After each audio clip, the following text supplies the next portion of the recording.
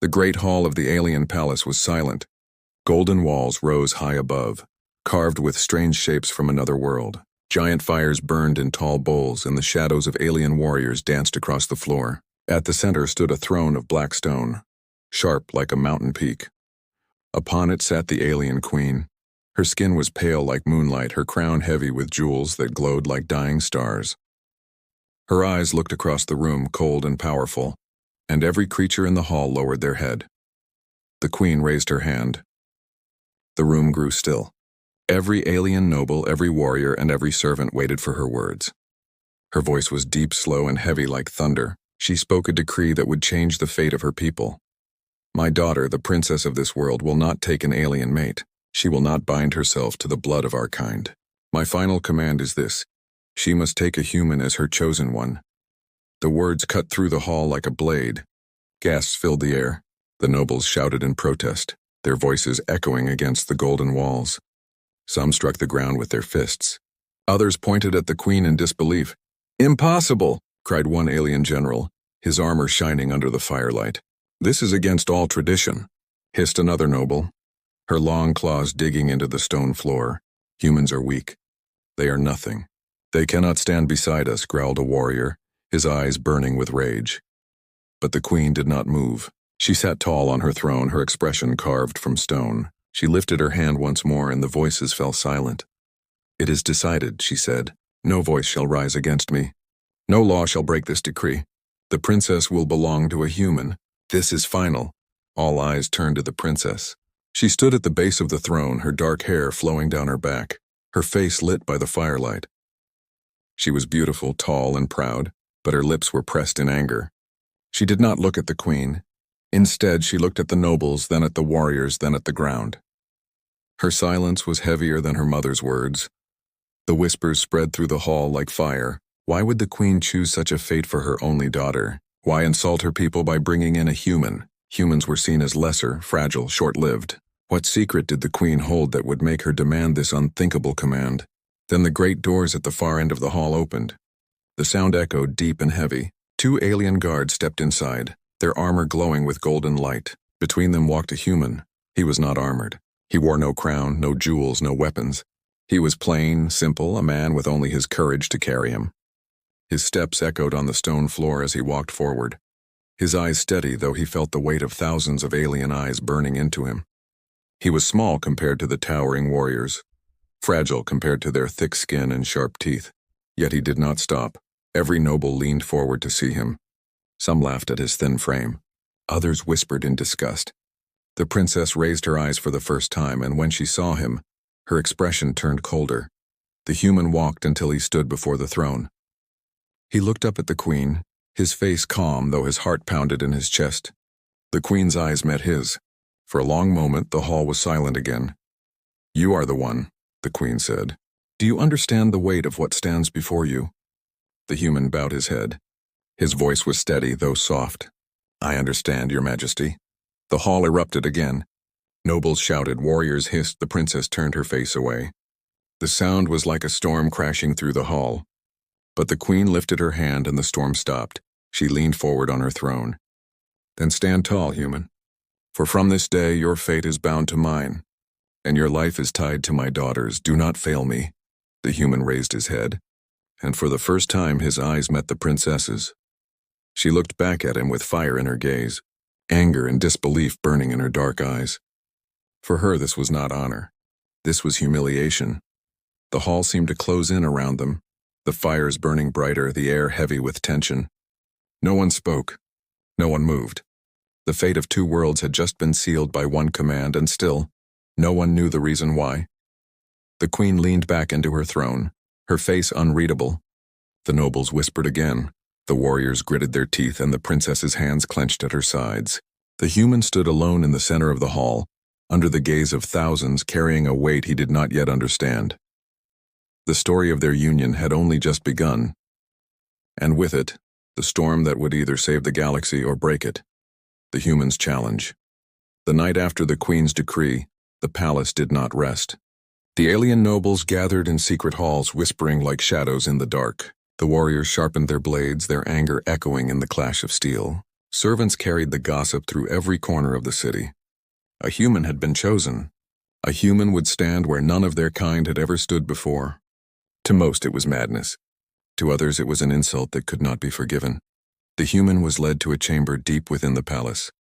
It was vast, with walls made of smooth black stone and a window that looked out into the endless stars. 2 guards left him inside, locking the door behind them. He sat at a simple table, hands resting on the wood, staring into the night.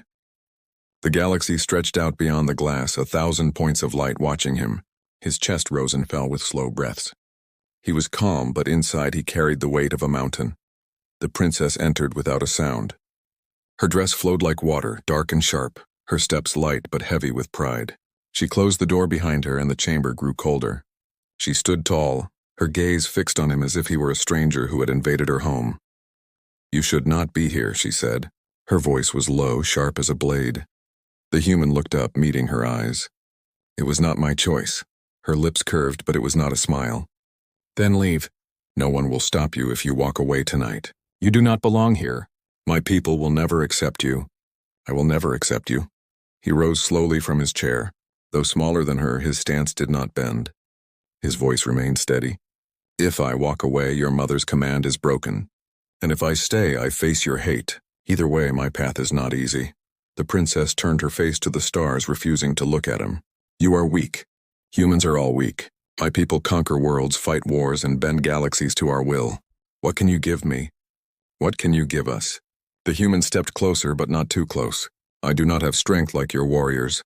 I do not have riches like your nobles. What I have is my will, and my will does not break." Her eyes flicked back to him, sharp and testing, as if searching for a crack in his words. But before she could reply, the chamber doors opened once more. An alien guard in black armor entered, bowing low. "Princess," the guard said, "the council demands the human be tested. They will not accept him without proof of worth." The princess's expression hardened. She looked at the human, then at the guard. "What test?" The guard raised his head, his eyes glinting. "The trial of courage. He must stand unarmed against the beast of the pit. If he lives, he may remain. If he dies, the queen's decree ends." The chamber grew colder. The princess's jaw tightened, but she did not argue. She turned to the human. "Then it is decided. You will face the pit tomorrow." The next day, the hall of trials was filled with nobles and warriors. Their voices thundered, echoing against the stone walls. They sat in high stands, eager to see the human fail. The queen entered last, her crown glowing beneath the firelight. She took her place on a raised throne, her face as calm as stone. The princess stood beside her, her arms crossed, her gaze locked on the floor. At the center of the hall was a wide circle of stone, sealed by heavy gates. The human stepped into the circle, his heart steady, his eyes unflinching. The crowd jeered and laughed. To them, this was not a trial. It was an execution. The queen raised her hand. Silence fell. She looked at the human and spoke. "Stand as you are. No weapons, no armor. Only your will. If you endure, you remain. If you fall, your fate is sealed." The gates opened. A roar shook the hall. The beast stepped out, massive and terrible. Its body was covered in dark scales, its eyes burning like fire, its teeth sharp as swords.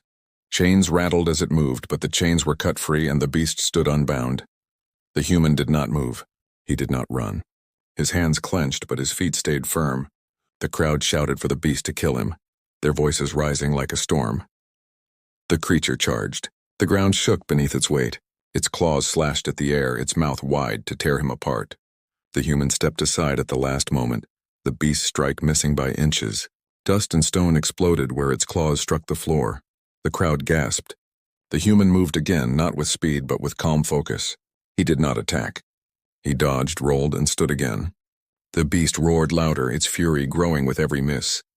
Minutes passed, and still the human stood. Sweat ran down his face, his breath came heavy, but his eyes stayed sharp. He used no weapon, only his wits, his patience, and his will to survive. The nobles began to murmur. The warriors leaned forward. Even the princess lifted her eyes to watch. Finally, the beast lunged once more, its body crashing down with all its weight. The human dove aside, and the creature struck the wall, breaking stone with a crack like thunder. Dust filled the air. The beast roared in pain, its body stunned for a moment. The human rose to his feet, chest heaving, and stood tall in the cloud of dust. The hall was silent. He had not won, but he had not fallen. He had endured. The queen lifted her hand. The chains were thrown back around the beast, dragging it away. The trial was over. The hall was silent, then filled with uneasy whispers. The human had survived. Against all odds, he had endured the beast's fury with nothing but his will. The queen's voice rose, clear and final. The human has proven courage. He remains. The crowd did not cheer. They did not celebrate, but they did not argue. The decree stood. The princess looked at the human, her eyes filled with new questions. She no longer saw only weakness. She saw something else, something she did not yet understand, and for the first time, doubt touched her heart. The princess's resistance. The trial of the pit ended, but the palace did not rest. Whispers filled every corridor, carried on the tongues of servants and guards. The human had survived, and this survival was a wound to the pride of the alien nobles. To them it was not victory but insult. They had waited for his death, yet he had stood tall when even warriors of their kind had once fallen to the beast. The princess walked alone that night, her steps echoing through the long golden halls. Her heart was heavy, her pride torn. She hated the decree, hated the weakness she believed she saw in the human, and yet when he faced the beast she had seen no fear in his eyes. She could not erase the image of him standing in the dust unbroken when all expected his death. Her chamber was quiet, lit only by the stars outside. She sat by the window, her hands gripping the edge of the stone sill. Her mind raced. Why had her mother, the queen, chosen this path? Why a human? Was it truly for the future of their people? Or was there another reason? One locked away in secrets she could not touch. The door behind her opened. She turned quickly, her eyes sharp. The human stood at the threshold. Guards had let him through, though she did not know why. His clothes were simple, his face still marked with dust from the trial. "You should not be here," she said, her voice cold. He bowed his head slightly. "I came to speak. Not as your mate, not as your mother's choice, but as one who wishes to understand." The princess narrowed her eyes. "Understand what?" "Why you hate me," he said. Her breath caught, and for a moment she did not answer. Then her voice rose sharper than before. "Because you are human. Because you are weak. Because you are nothing compared to the blood of my people. Do you know how many worlds we conquered while your kind crawled on the soil of one? Do you know how many battles we fought before your kind learned to raise ships into the sky? You should kneel, not stand." The human did not kneel. He looked at her with calm eyes, his voice quiet but steady. "I will not kneel. I will stand because kneeling will not make me worthy and standing will not make me strong. I am what I am. And what I am is not broken." Her anger grew. She stepped closer, her dark hair flowing behind her, her eyes like fire. "Do not think your survival in the pit makes you more than what you are." The beast was careless. "Luck saved you, not courage, not skill. If I had been in its place, you would not be breathing." The human's lips curved in the faintest smile. "Perhaps, but you were not in its place. And I still breathe." Her hand twitched as if she wished to strike him, but she held back. She hated his words, hated his calm, hated that he did not tremble when he should. He was a human, and yet he looked at her as if they were equals. She turned away, her hands tightening into fists. "Leave before I make you regret standing here." The human bowed once more, not in submission but in respect. "I will leave, but I will not regret coming here.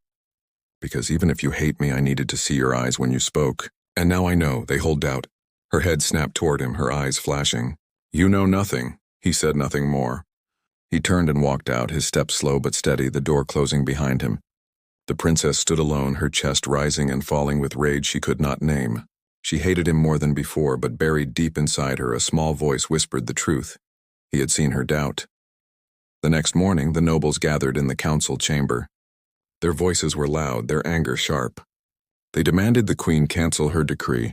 They demanded the human be removed, cast into the void of space. They shouted of tradition, of strength, of bloodlines that could not be broken. The queen listened in silence. Her eyes scanned the crowd, her hands folded in her lap. She did not speak until the hall fell quiet. Then she said, "My command stands. No counsel, no voice, no blade shall undo it. The princess will take the human. This is my will, and it will not break." The nobles hissed and cursed, but they did not rise against her. Not yet. The princess sat beside her mother, her jaw tight, her eyes burning. She wanted to stand, to scream, to deny this fate. But the queen's power was greater than her will. She could only sit in silence, her pride bleeding with every word her mother spoke. Later, in private, she confronted her. "Why him? Why a human? Do you mean to shame me before our people?" The queen's eyes softened, but only slightly. "You see shame, daughter, because you do not yet see truth. The path of our people is dark. The wars we fought will return. A storm is coming, and only one with human blood at your side can face it." The princess shook her head. "A prophecy? Old stories. You risk everything on shadows and words." The queen leaned closer, her voice firm but quiet. "You will understand in time. Until then, obey me." The princess turned away, her heart filled with fire. She did not believe. She would not believe. And yet the doubt that the human had spoken of now burned deeper, a small flame she could not kill. That night the human stood again before the throne, called by the queen herself. She looked down at him, her voice soft but unshakable. "You have endured the trial of the beast, but the court will demand more. They will not rest until they see your blood spilled. Tomorrow they will test you again. You must be ready." The human nodded. "I will be ready." The princess stood in the shadows behind her mother, her arms crossed, her eyes locked on him. Her hate had not cooled. If anything, it had grown sharper. She thought to herself, if tomorrow he falls, it will end, and I will be free. But in the secret corner of her heart, the voice of doubt whispered again, and she feared that when tomorrow came, he would not fall. The secret behind the decree. The morning rose with a red sun that burned across the palace walls. The air was heavy and the halls buzzed with voices. The human was to face another test. This time it was not against beast or blade, but against the cunning of the alien nobles. They would use words, traps, and schemes to break him. The chamber of trials was filled again. Nobles sat in rows, their robes heavy with jewels, their faces twisted with anger and pride. Warriors stood like statues, their weapons glowing in the firelight. The queen entered last, her crown gleaming like the sun itself. The princess walked beside her, her steps sharp and cold. The human stood at the center of the chamber. His eyes scanned the crowd, but he did not flinch. The queen's voice rose above all. Today the human faces not the beast, but the mind. He will answer questions of honor. He will stand against the weight of our law. If he breaks, he falls. If he endures, he remains. The first noble rose. His voice was filled with poison. "Human, your kind is short-lived. Why should our princess bind her fate to one who will age and die while she still walks strong? Is your love not doomed before it begins?" The hall waited. The princess's eyes narrowed. The human breathed deep, then answered, "My life may be short compared to yours, but that is why every moment matters. A bond is not measured by the length of time, but by the truth within it. Even if my years are few, my loyalty will not fade," the nobles whispered, some with mockery, some with unease. The princess looked away as if refusing to admit his answer carried weight. A second noble rose. "Human, your people are weak. Our kind wields power across stars. What strength do you bring to stand beside our princess, who could crush you with one hand?" The human's voice was calm. "Strength is not only in muscle or weapon. It is in the choice to rise when others would kneel. It is in the courage to stand when death is near. I faced your beast without blade or armor, and I am still here. That is my strength." The crowd stirred louder now. Some frowned, others glared. The queen's face did not change. The princess's eyes flicked toward him, then away again. A third noble stepped forward, his robes long, his teeth sharp. His question was the cruelest. "Human, if the princess herself rejects you, if she spits upon your loyalty, will you still stand? Or will you crawl back to your people and leave her to us?" The human looked at the princess then.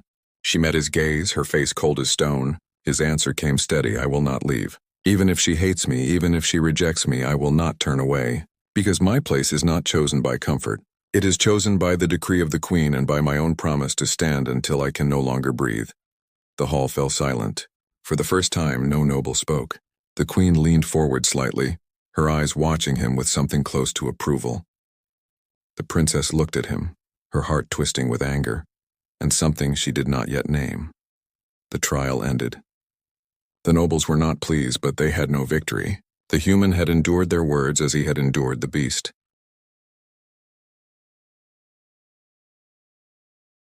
That night, the queen called her daughter to her private chamber.